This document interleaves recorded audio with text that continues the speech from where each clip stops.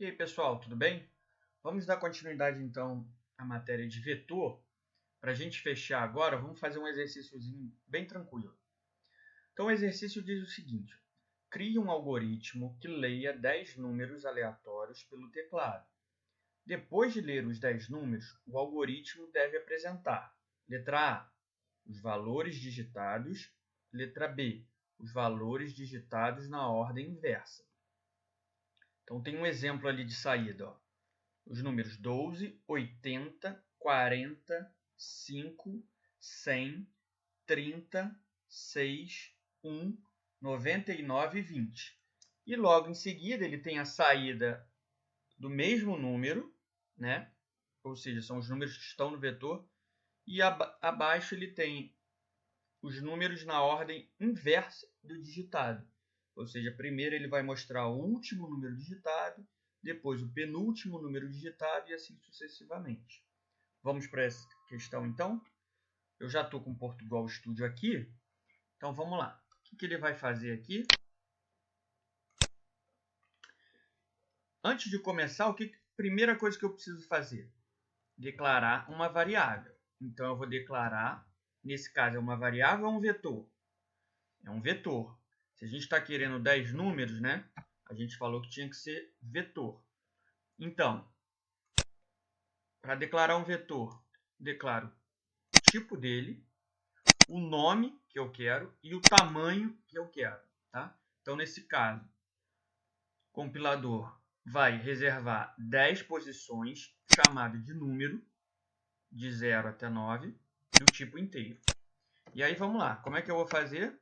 Primeira coisa, eu vou começar a criar uma estrutura de repetição. Eu vou usar o para, porque eu gosto mais, fica tudo na mesma linha. Então, vamos lá. Para i igual a 0, i menor do que 10. Veja que tem i menor do que 10. Não está menor ou igual, ou seja, ele vai parar no 9. Ele não vai executar o 10. Tá ok? Bom, eu abro e fecho. E aqui dentro o que eu vou fazer? Lembra que a gente colocou lá? Se eu quero preencher o vetor, eu vou utilizar o comando leia.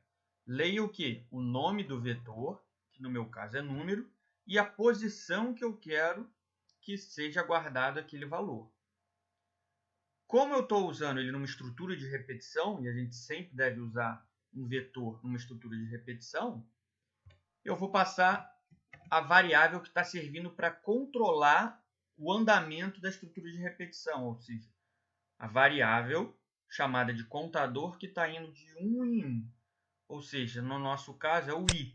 Ele começa do 0 e ele vai até 9 de 1 em 1. Então, ele vai 0, 1, 2, ou seja, exatamente os índices do vetor. Bom, depois que eu li o vetor, eu vou só colocar um comentário aqui, lendo e armazenando no vetor. Eu vou fazer a letra A. Bom, e agora eu quero então mostrar na tela os valores digitados, né? Que era o conteúdo da letra A. Então, ordem, colocar a letra A e escrever aqui, ordem digitada. Ok? Então, como é que eu vou fazer para escrever na tela? Vai ser o mesmo para que eu usei para ler e guardar. Então, para inteiro i igual a 0.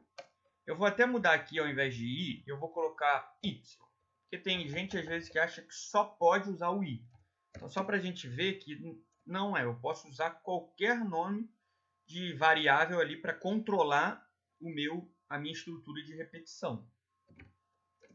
Então, vamos lá. Opa, y, mania de colocar o i, já ia digitar i de novo. E aí, o que eu vou fazer? Eu vou colocar aqui um escreva antes, só para eu saber que é o conteúdo da letra A. Letra A. Pulo uma linha. E aqui eu também pulo uma linha. Tá ok? Então, eu vou usar o comando escreva, que é o comando utilizado para apresentar um vetor. E aí, o que eu quero que ele mostre? Que ele mostre o meu vetor, certo? E o quê? O meu vetor, mas pegando o valor que está naquele índice. Quem é o índice agora? Que está controlando o 0, 1, 2, 3, é o y. Antes era o i aqui e agora é o y. Beleza? Então foi. Vamos aproveitar e colocar um espacinho aqui só para ficar visível para a gente, mais fácil.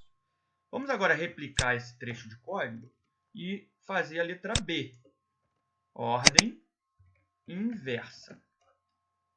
Escrever letra B. E aí, o que eu vou fazer? Eu vou mudar aqui também ou eu vou deixar y igual? Vou deixar. Se a ordem inversa, eu tenho que começar do último elemento. Quem é o último elemento? Se são 10 posições, ele começa do 0, o último elemento é o 9. E aí ele tem que ir até quanto? Até enquanto for maior ou igual a 0, porque eu quero que ele mostre o 0 também. Né? Lembra? O 0 é onde ele começa.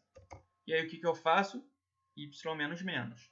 E aqui então agora ele vai mostrar o conteúdo inverso. Vamos rodar esse carinha? Vamos lá. Primeiro número digitado, 12, 80, 40, 5, 100, 30, 6, 1, 99 e 20. Bom, o que ele fez? Primeiro ele mostrou na ordem 12, 80, 40, 5, 100, 36, 1, 99 e 20. Tá ok? Reparem que no de baixo ele começa pelo último. Ó. Ele terminou aqui no 20, na letra B ele começa no 20. Depois é o 99, ele começa no 99. O primeiro na letra A foi o 12, que foi o último na letra B. Tá ok? Aqui ele saiu com um bugzinho, né, que no finalzinho ele colocou mais um tracinho. Eu vou deixar assim. Numa próxima aula a gente explica como é que a gente faz para resolver isso aqui e ele não colocar esse tracinho quando for o último elemento. Tá ok? Então é isso, pessoal. Próxima aula, então, a gente vê teste de mesa, busca e ordenação de vetores. Tá ok? Um abraço.